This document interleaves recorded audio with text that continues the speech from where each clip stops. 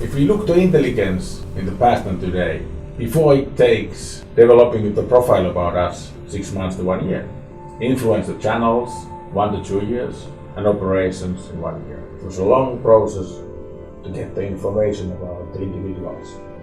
What happens now? We have all the social media and we have all these browsers and the connectivity to the clouds, which means that the profile and influence channels are online, influencing everything what we are doing in real time.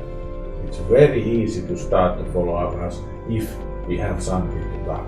That means that we really have to look how we are behaving with our mobile devices, computers, browsers, and social media.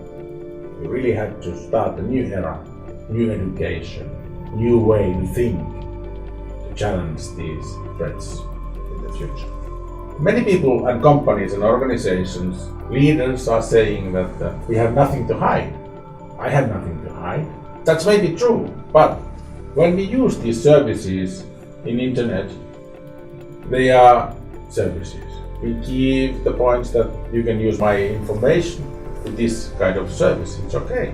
Collecting the data for providing and developing the service is good for everybody, daily life. We can't avoid this anymore.